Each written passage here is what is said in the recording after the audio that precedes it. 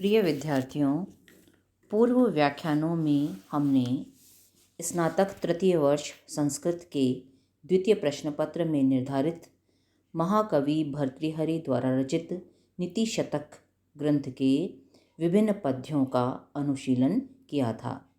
उसी क्रम में आगे बढ़ते हुए आज हम दुर्जन व्यक्ति के लक्षण, उसके स्वभाव, उसकी त्याज्यता आदि विषयों से संबद्ध पद्यों का अध्ययन करेंगे। आज का प्रथम पद्य है आपका, जिसमें दुर्जन व्यक्ति के स्वभाव पर प्रकाश डाला गया है। दुर्जन व्यक्ति के स्वाभाविक लक्षणों का उल्लेख करते हुए कवि कहते हैं कि अकरुणत्वम अकारण विग्रह, पर धने पर योषिति च स्पृहा, सुजन बंधुजनेषु असहिष्णुता, प्रकृति सिद्धम इदम ही दुरात्मना। दुष्ट व्यक्ति के स्वाभाविक लक्षणों का उल्लेख करते हुए कवि कहते हैं कि अकरुणत्वम निर्दयता, करुणाहीनता, अकारण विग्रह बिना कारण के झगड़ा करना, कलह करना, पर धने पराये धन में, पर योषिति च और पराई स्त्री में स्पृहा लालसा रखना, सुजन बंधुजनेषु सुजन सज्जनों और बंधुजनेषु सगे संबंधियों में, बांधवों में असहिष्णुता असहनशीलता रखना, ईर्ष्या रखना उनके प्रति, ही निश्चय ही इदम यह दुरात्मनाम दुष्ट व्यक्तियों का प्रकृति सिद्धम स्वभाव सिद्ध ही है, सिद्ध स्वभाव ही है। दुष्ट व्यक्ति कैसे होते हैं? दुर्जनों में निर्दयता आदि जो दुर्गुण हैं वे जन्मजात होते हैं। वे अपने बांधवों और सज्जनों पर सदा असहनशील रहते हैं, बिना कारण दूसरों से वैर करते रहते हैं, पराये धन और पराई स्त्री को पाने की लालसा उनका स्वभाव होता है। इसलिए धनवान होने पर भी दुर्जन की संगति सदैव त्याज्य होती है, हमें उसके साथ नहीं रहना चाहिए। वे सदा ही अवगुणी होते हैं। दुर्जनों में जो अवगुण होते हैं वे स्वभाव सिद्ध होते हैं, उन्हें कोई भी नहीं बदल सकता है। अगला पद्य है आपका, जाड्यम ह्रीमति गण्यते व्रतरुचौ दम्भः, शुचौ कैतवम, शूरे निर्घणता, मुनौ विमतिता, दैन्यम प्रियालापिनी, तेजस्विनी अवलिप्तता, मुखरता वक्तर्य शक्ति स्थिरे, तत्को नाम गुणः भवेत् स गुणिनाम यो दुर्जनै न अंकितः। इसमें कवि कहते हैं कि दुर्जनों द्वारा सज्जनों के प्रत्येक गुण में दोष का अन्वेषण किया जाता है। वे सदैव सज्जनों के गुणों में दोष ढूंढने में लगे रहते हैं, उनकी अच्छी बातों को भी वे सदैव दुर्गुण ही प्रतिपादित करने का प्रयास करते हैं। गुणवान व्यक्तियों के गुणों को दुर्जन व्यक्तियों द्वारा अनेक प्रकार के दोषों से दूषित करने का प्रयास किया जाता है।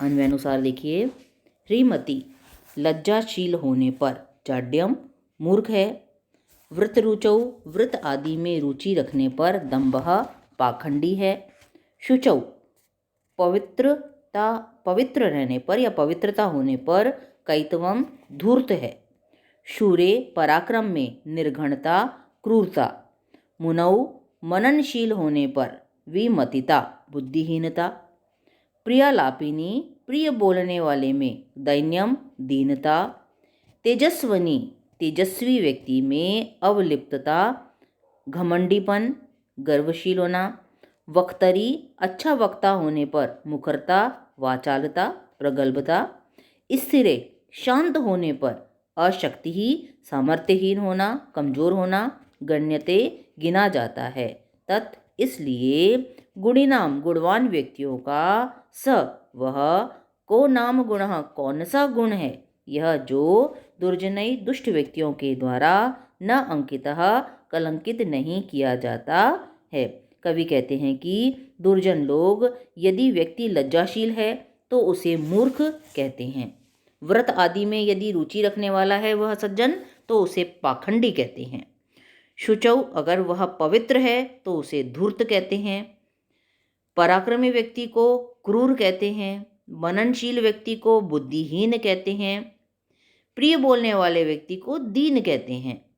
तेजस्वी व्यक्ति में घमंडीपन, अच्छे वक्ता को वाचाल और शांत प्रकृति व्यक्ति को सामर्थ्यहीन गिना जाता है।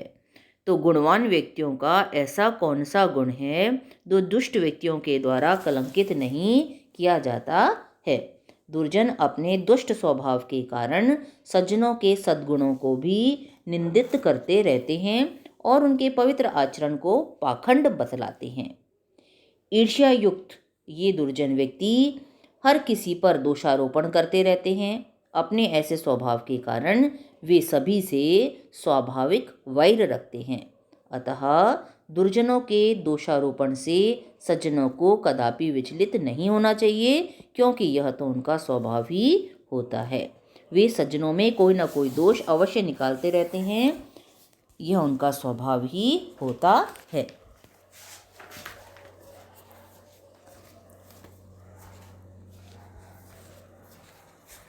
अब अगला पद्य देखिए। शशि दिवस धूसरः गलित यौवना कामिनी सरो विगत वारिजम मुखम अनक्षरम स्वाकृतेः प्रभु धनपरायणः सतत दुर्गतः सज्जनः नृपांगणगतः खलः मनसि सप्तशल्यानि में। देखिए, इसमें कहते हैं कि ये 7 तत्व मेरे मन में नश्तर की भांति सदैव चुभते रहते हैं, मेरे मन को दुखी करते रहते हैं। अब ये 7 तत्व कौन से हैं देखिए।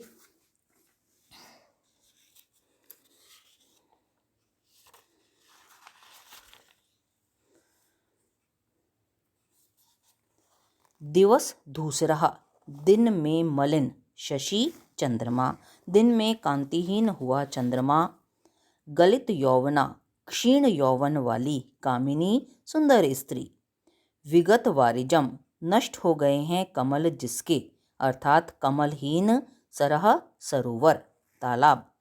स्वाकृते, सुंदर आकृति वाले व्यक्ति का। अनक्षरम, विद्या रहित। मुखम, मुख। धन परायणः, धन के लोभी। प्रभु, स्वामी। सतत दुर्गतः, निरंतर कष्ट में पड़े हुए। सज्जनः, सज्जन व्यक्ति। नृपांगणगतः, राज दरबार में पहुंचा हुआ। खलः, दुष्ट व्यक्ति। सप्त, ये 7 तत्व। में मनसी, मेरे मन में। शल्यानी, कष्टदायी हैं, कंटक की भांति चुभते रहते हैं। वस्तुतः यहाँ कवि सप्त शल्य जो कष्टकारी हैं उन पर प्रकाश डालते हैं। वे कहते हैं कि चंद्रमा, कामिनी, सरोवर और रूपवान व्यक्ति की शोभा क्रमशः उसके तेज, यौवन, कमल आदि पुष्पों और विद्या से होती है। इनके अभाव में ये देखने वाले व्यक्ति को कष्टप्रद प्रतीत होते हैं। धनाभाव से ग्रस्त सत्पुरुष सदैव कष्टों से घिरा रहता है। धन लोलुप स्वामी और राज दरबार में पहुंचा हुआ दुर्जन व्यक्ति भी कष्टदायी होते हैं। इन सबको देखना कष्टप्रद होता है। इन्हें देखने से मन को कष्ट की अनुभूति होती है। वस्तुतः चंद्रमा, कामिनी, सज्जन पुरुष, स्वामी, राजा, ये सभी शोभा के विषय होते हैं, परंतु जब इनमें कुछ कमी आ जाती है तो ये मन को दुखदायी होते हैं, संतापकारी प्रतीत होते हैं। स्पष्ट है। अब अगले पद्य पर आइए। दुर्जनः परिहर्तव्यः विद्यया अलंकृतो अपि सन् मणिना भूषितः सर्पः किम असौ न भयंकरः। कवि क्या कहते हैं इसमें देखिए,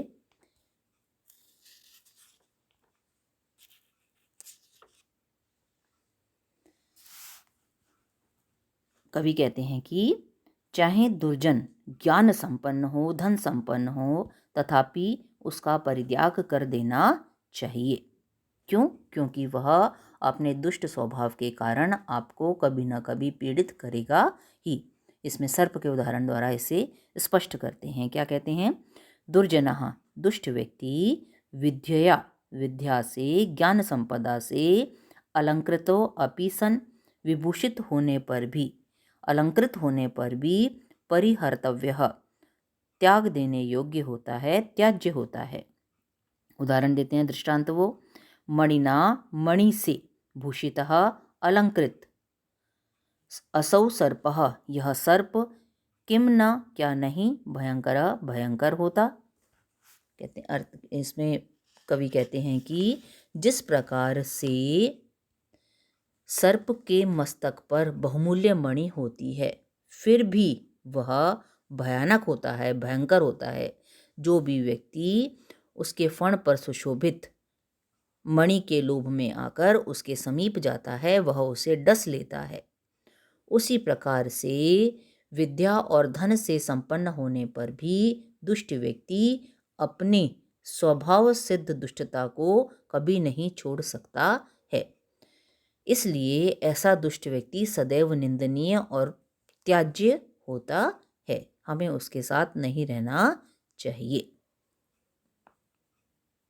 बुरे स्वभाव का होने से वह दुष्ट व्यक्ति सदैव आपको कष्ट पहुंचाता रहेगा।